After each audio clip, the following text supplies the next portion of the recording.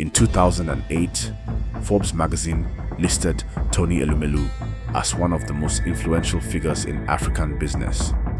While he may not have made the billionaire list like Femi Otedola and Aliko Dangote, his impact, wealth, and legacy place him in a league of his own.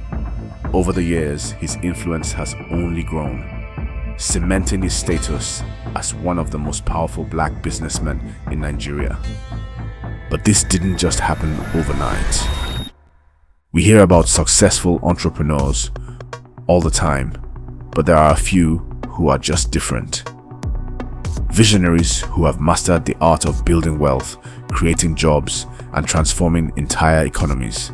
So much so that it almost seems like they possess a hidden formula. Tony Elumelu is one of those rare individuals. How is it possible that one man has built an empire that spans banking, energy, hospitality, and philanthropy, impacting millions of lives? In 2015, he made a bold and historic move by committing $100 million of his own money to launch the Tony Elumelu Foundation entrepreneurship program with the goal of empowering 10,000 African entrepreneurs over 10 years. That act alone sent shockwaves across the continent and positioned him not just as a businessman, but as a builder of dreams. His name has become a symbol of wealth, empowerment, and African excellence. And what makes it even more remarkable is that he's able to do all this while still maintaining a solid work-life balance. Every year he hosts a lavish end-of-year party that reportedly costs millions of dollars, bringing together Nigeria's biggest celebrities like Davido, Wizkid, Burna Boy, and more. It's not just a party, it's a celebration of success, culture, and the lives he's impacted. What does he know about success and wealth creation that most people don't? In this video, we're going to uncover those secrets and dive into the journey, the mindset, and even the controversies behind how Tony Elumelu rose to become one of the most powerful names in the global business world. In the bustling city of Jos, Plateau State, on March 22nd, 1963, a future titan was born. Tony Elumelu, fondly called Toe by his friends, grew up in a home where discipline, ambition, and the pursuit of excellence were core values. His upbringing in a tight-knit family laid the foundation for his work ethic and ambition. After completing his primary education at the prestigious St. Patrick's Primary School in Jos, he went on to Delta State for his secondary education at the Federal Government College, Warri. Following the completion of his secondary education, he gained admission into Ambrose Ali University in Edo State, where he studied economics. At the age of 20, he was still on the university campus, thinking of parties and academic coursework rather than entrepreneurship. Deciding to study economics at university is all about learning the nuances of the business world. Growing up around his parents and the other influences around him, he had always felt that he would end up in the business sector. Let's just say that my life has been filled with a lot of interesting experiences, he said. His mother was a big influence towards that dream. She owned a restaurant, and during the holidays, Tony would stay there and help. He used to think, imagine if she did this at a larger scale, she could get more customers and make more profits. At that point, he was becoming more aware of how the world of commerce worked. But these were not his top priorities at the time. His aim was to finish his first degree in economics, do his master's, and work in a bank. According to him, he wanted to dress like the power dressers in the banking sector. Wear suspenders, brogue shoes, the whole outfit. But the reality was, that he was just one of the thousands of young Nigerian graduates, all eager to thrive and succeed. Somewhere in between, during copier job days, he began to study for his master's degree in economics in the University of Lagos. 1 year after earning his master's degree, there was a job opportunity at Allstate's Trust Bank. This was a turning point for Tony, but his high hopes were shattered as he read the qualifications for the job. The job required applicants to have a minimum of second-class upper in their bachelor's degree, but Tony did not meet this criteria. Instead, he did something daring.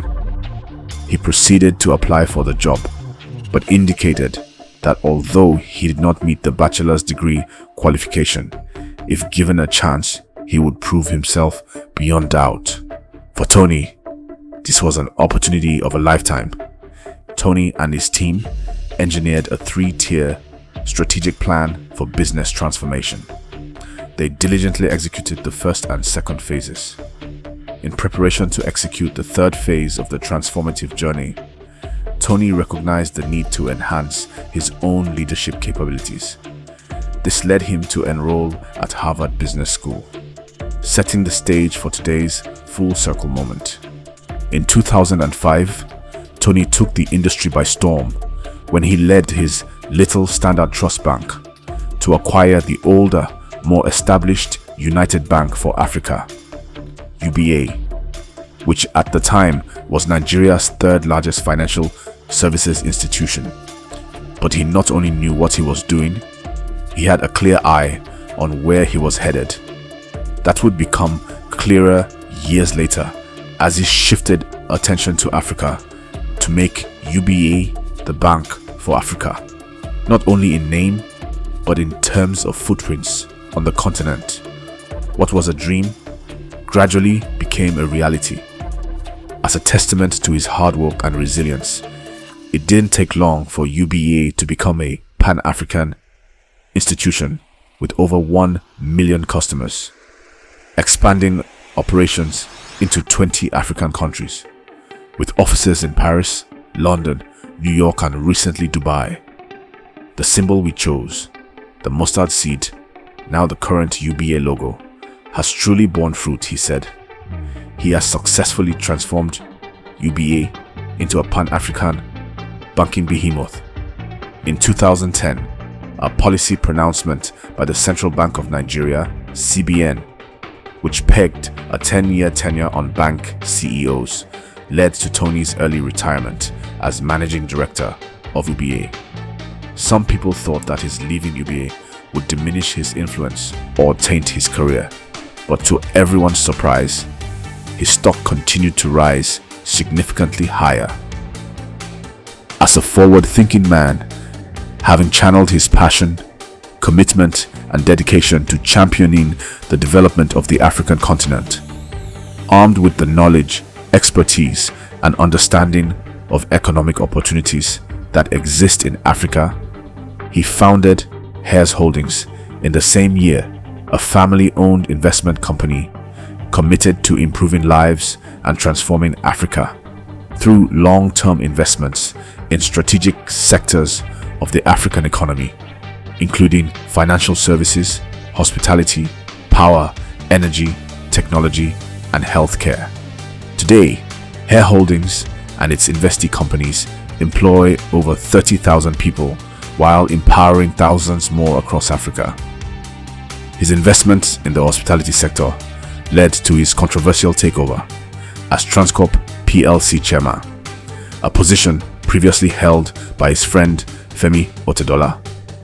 Femi Otedola, who was in the middle of a financial crisis, then felt betrayed as he was oblivious to the fact that Tony was the American firm that was interested in buying his shares at Transcorp, which he had agreed to sell.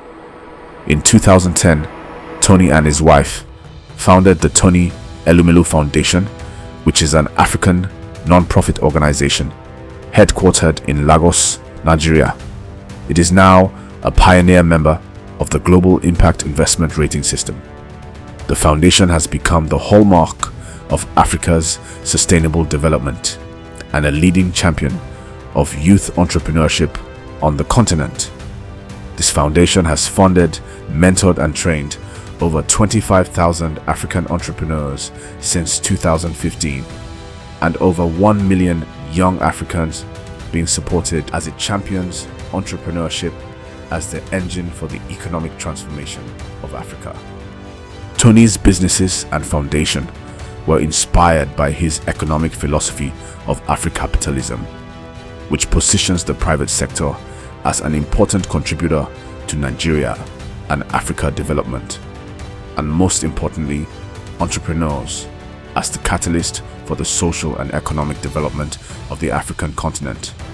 He galvanizes support for the foundation's mandate by addressing world leaders at public and private convenings, as well as serving on sector and issue-specific global, regional, and local councils and committees. In 2018, he hosted French President Emmanuel Macron in Lagos at a convening of over 2,000 entrepreneurs.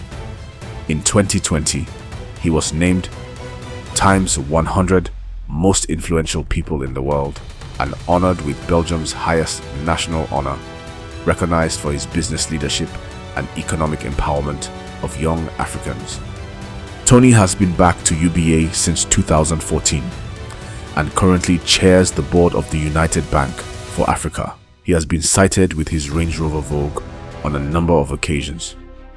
Another expensive item Tony owns is his Mercedes-Benz S-Class. A few years ago, the Nigerian investor posted photos of himself posing with his Mercedes-Benz S-Class in London. He was captured with the S-Class in front of the Dorchester Hotel, a 5-star luxury hotel in London. Ranked as the world's best-selling luxury sedan, the Benz S-Class rear seat features an increased entertainment system, premium sound systems, more legroom, a cold box, and massage functions, among others. Tony also owns a mansion in Ikoyi, Lagos.